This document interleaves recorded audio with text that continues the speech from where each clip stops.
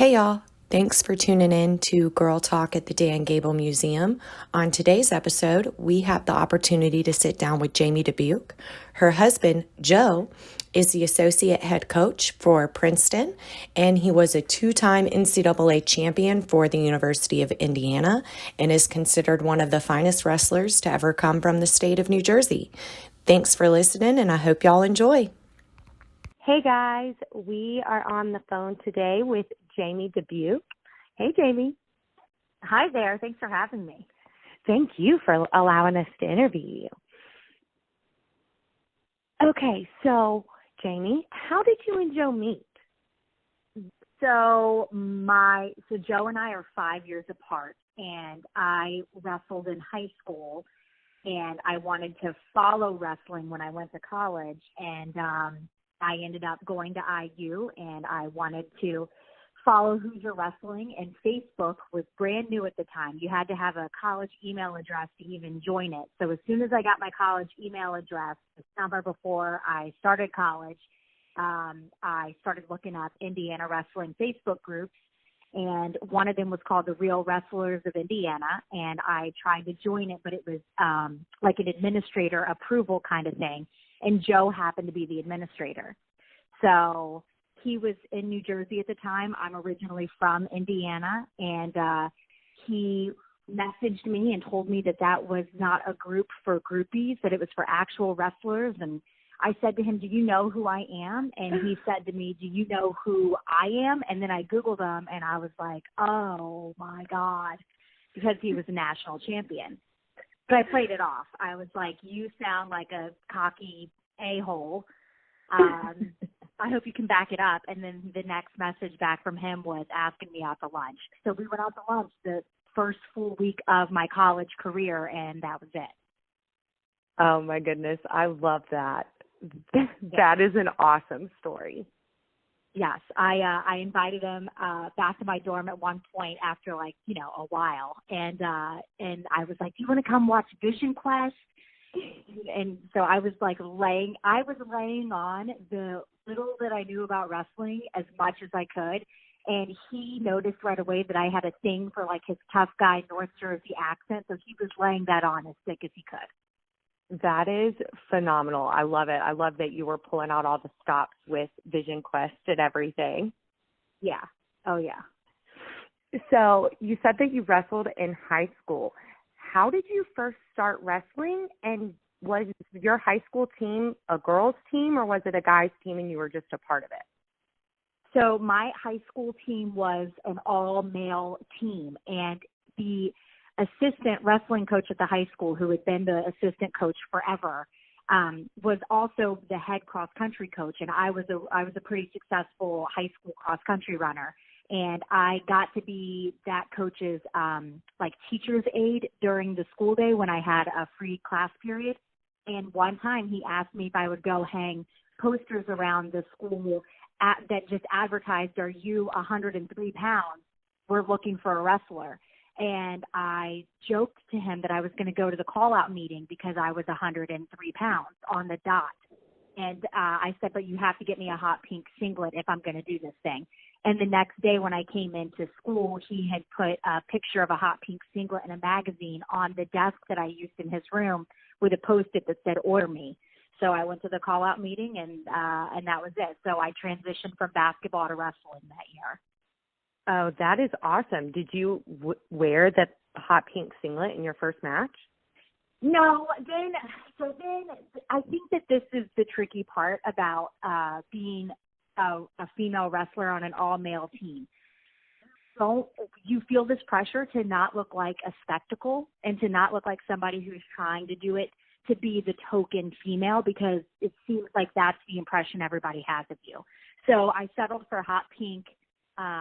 I had hot pink, what was it? Hot pink shoelaces. And I had them in a pair of boys' Cael Sanderson shoes that had been released. Oh, I love that. Was Cael one of your favorite wrestlers at the time?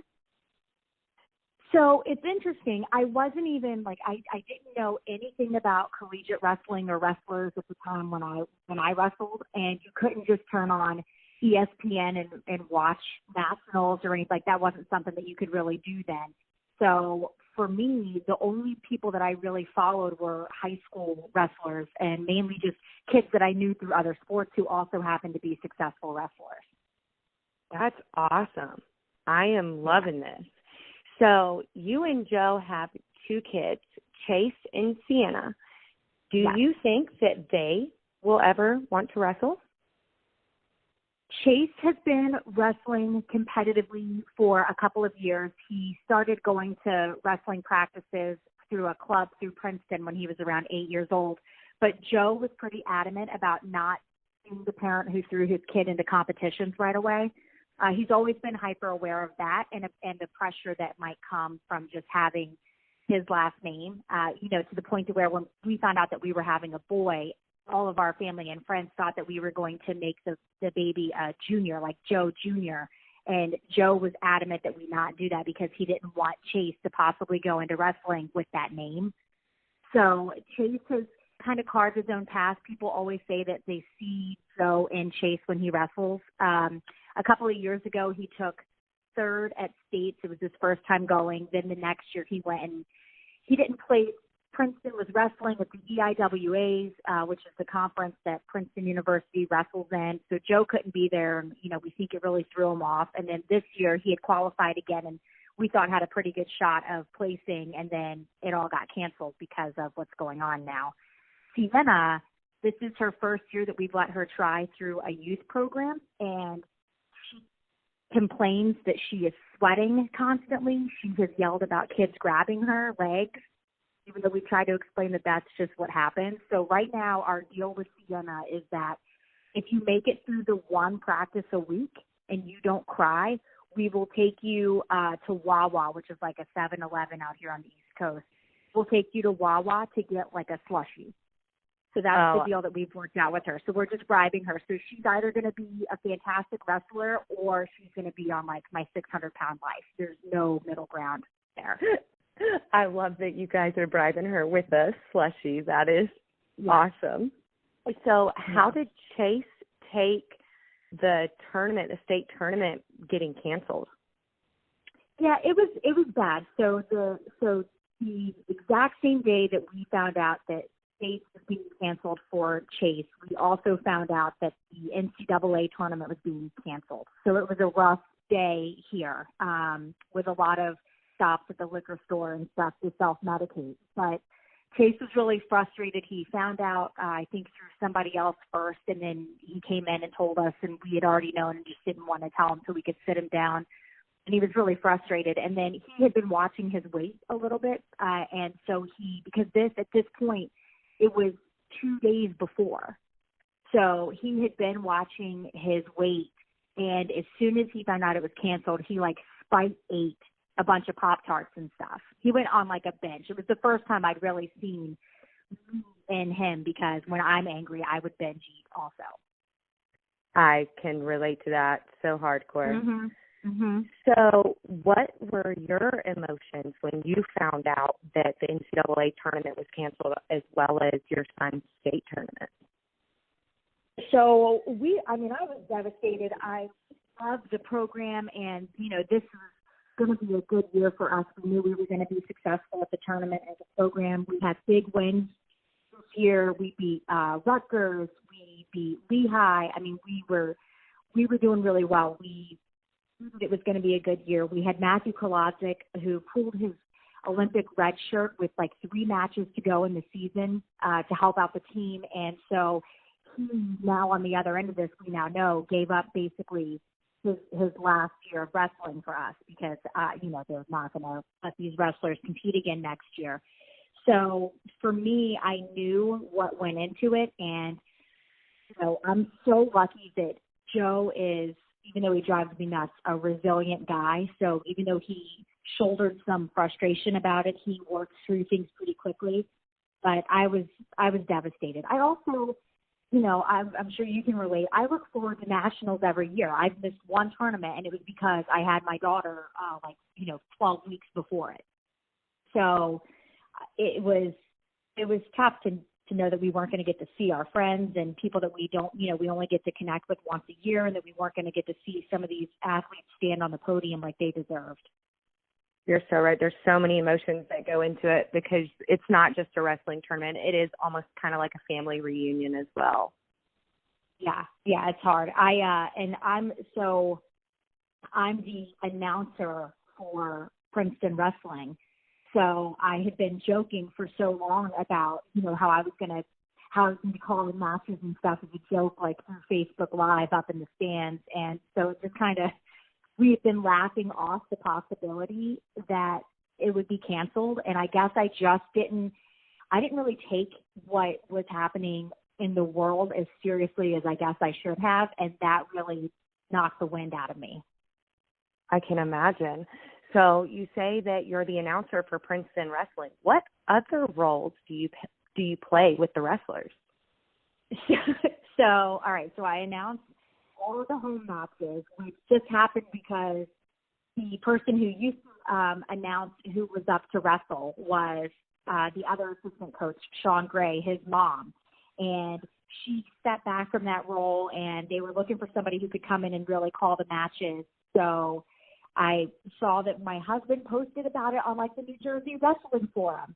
And that, I was a sports broadcasting major. I ended up being a teacher, but I was a sports broadcasting major. So I punched them and was like, I can't believe you didn't think of me. So that's how I fell into that role. This was my third year of announcing for the team. And then I also am one of the coaches for Princeton Wrestling Club, which is our youth program for kids who are kindergarten through 8th grade. That is awesome. What's been one of your favorite moments being the club coach? So I think overall, I don't have a specific moment. I would love to say that it's when, I'm in my son's corner and stuff, but when Chase is wrestling, I actually try to back off and just let somebody else coach him. But I think that collectively, something I've really appreciated is we now have youth wrestlers who are seeing a woman in a coaching position in this sport. And I think that that's so important because as much as I love that women's wrestling is kind of exploding and really making some gains on the forefront, especially at the youth level, I'm still always the only female coach at the tournaments and stuff that we're bringing our club to.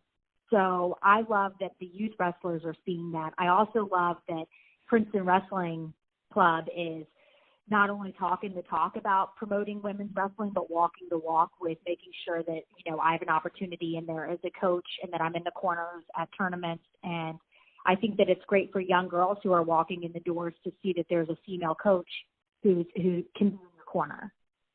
Absolutely. What do you think that you being a coach means to those girls?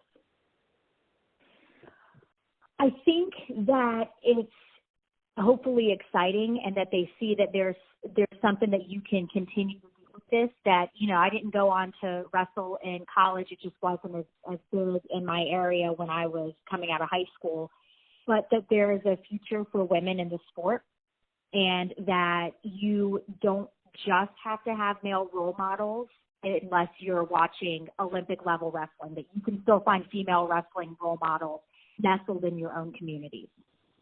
That is amazing. You are firing me up right now.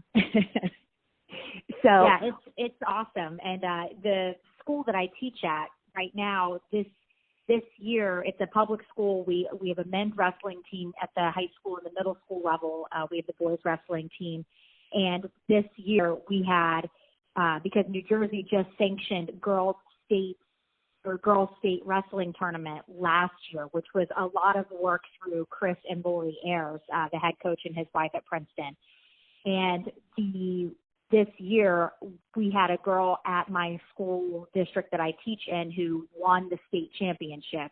And we had another girl who, this is only her first year, but her brother is like a state level wrestler. Her dad was a collegiate Division I wrestler, and she walked into the team as a first-year wrestler and ended up going to states for the girls' state competition and getting on the podium as well. So it's really cool. Holy cow, that is awesome. Yeah. And now this year they are starting a women's the high school and a girls team at the middle school. So Oh, really that's awesome. They're like being very progressive with this. That's exciting. Yes. So what has been one of the hardest moments for you to watch Joe go through as a significant other? So our son, so when we found out we were having our son, I was a sophomore in college, and I had just moved from Indiana to New York. Joe was coaching at Hofstra, his very first coaching job. So we were in the mix of everything, and then we found out that we were going to have a baby. So our son was not due until Thanksgiving Day, and ended up coming November 9th instead, which happened to be Hofstra's first home match of the season, and it was also an alumni fundraising event. So Chase was born at 12:26 in the morning, and Joe left the hospital at like 4 o'clock in the morning to go get ready for this because he couldn't miss the match. So that was tough. Yeah, that was hard for him. I know he was really torn because, you know, here he is, a young professional in his first coaching job, you're trying to do the right thing, and then you also have somebody who, you know, is in a hospital, and you've got your newborn in a hospital. So on the other end of it now, I can understand where he was coming from, but it was a really tough decision, I think, for both of us to face. It was the real quick wake-up call about how you're going to have to figure this thing out while you're going through it, that there is no rule book for this.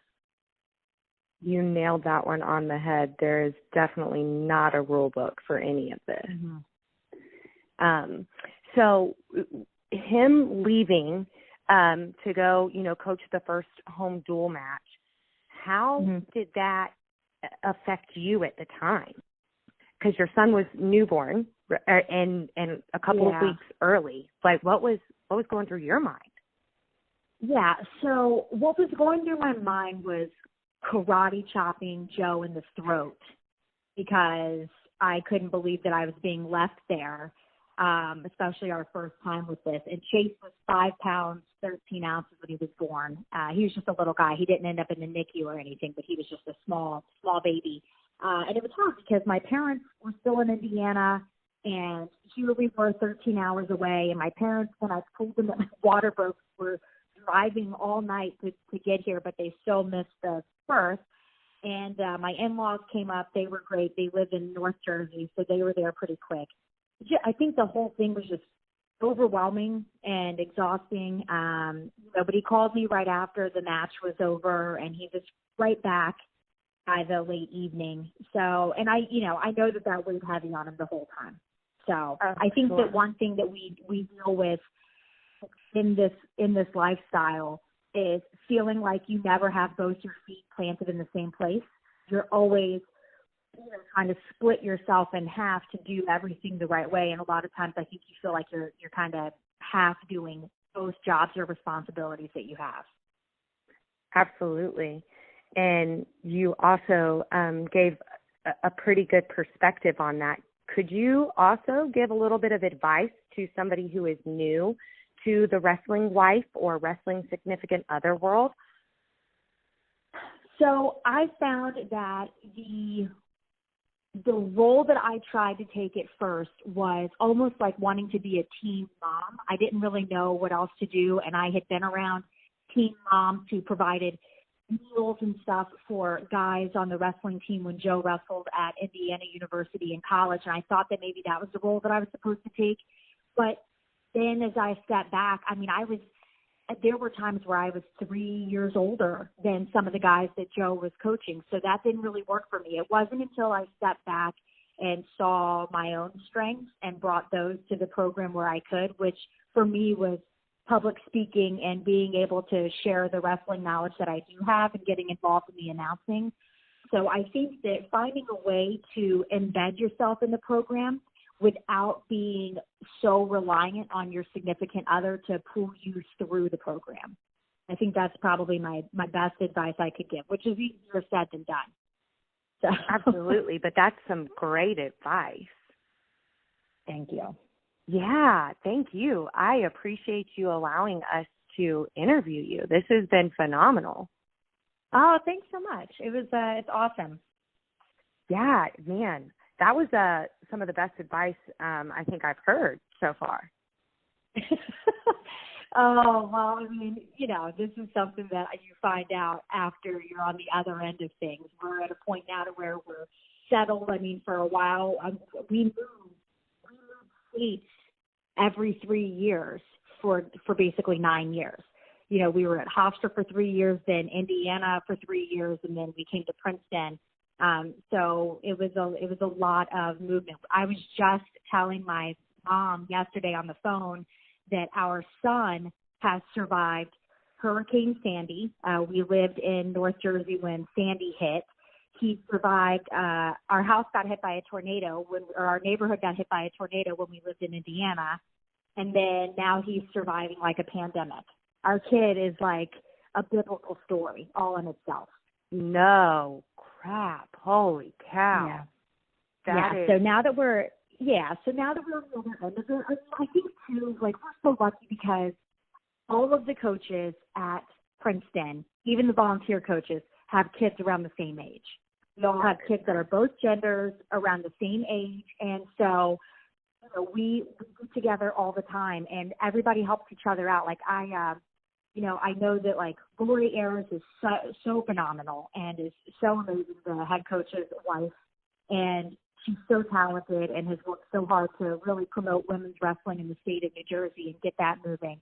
And then, I get a little bit of credit for being the announcer for Princeton, but Jessica Gray, who is the other assistant coach's wife, Sean Gray's wife, she holds down the fort at all of the home matches. She always ends up with both of my kids sitting right near her, and she's going back and forth to concession stands and stuff. I mean, we are so lucky that in Princeton, everybody functions as a big family, and I think that that's why we're able to recruit the way that we do, because when we tell parents, when you leave your kid with us, it's a family. And they see that. They see that every time there's a home match and how we really operate that way. So I think that even no matter what advice anybody could give, I think that a lot of how this experience is going to go for you as a significant other in this sport is based on the people that you're surrounding yourself with and the coaching staff. No, 1,000%. You, again, nailed that one on the head. Mm-hmm. I like that you say that it's a family environment. That's got to be extremely helpful with recruiting. Yeah, it is. Pat Brucky, who is, this beast, he's a huge guy. When he was recruited to come here, his parents went out to dinner and with my husband, and they asked if I would come and would bring the kids. And Pat Brucky sat at the end of the table and was playing tic-tac-toe with our son and coloring with our daughter. And the guys that are recruited have just been stand-up guys. And Pat Glory, who's our 25-pounder, who's this wild man on the mat, took our kids mini-golfing over the summer, all of the kids at once. I was convinced that one of our kids was not going to make it back alive or that he wasn't going to make it back alive. And he showed back up, unscathed with all these kids. And it's just awesome. I think that you reap what you sow, and if you're building a family-based program, you're going to get kids who come in and work to be part of that family dynamic. Absolutely. That is so sweet that they were that good, that they are that good with your kids. Yeah, they're amazing. I mean, Chase is, Sienna too, but Chase is so lucky, I think, to regularly be around successful, strong male athletes. And, who have integrity and who work hard for everything that they have. I think that we are so lucky that that's just the norm for our son. That's what he sees, that he could be in the wrestling room and one of the guys will grab his arm and start tugging on his neck and, let Chase throw around some stuff on them. And Anna, our daughter, her birthday is in January, and there's always a wrestling tournament that we go to, and when she gets on the bus, the guys sing happy birthday to her. And we are so lucky to just be part of that. And it's authentic. It's not for show. That's just amazing. You guys are really building an extremely wonderful culture up there. Thank you so much. You didn't think we'd burn all our ships, did you?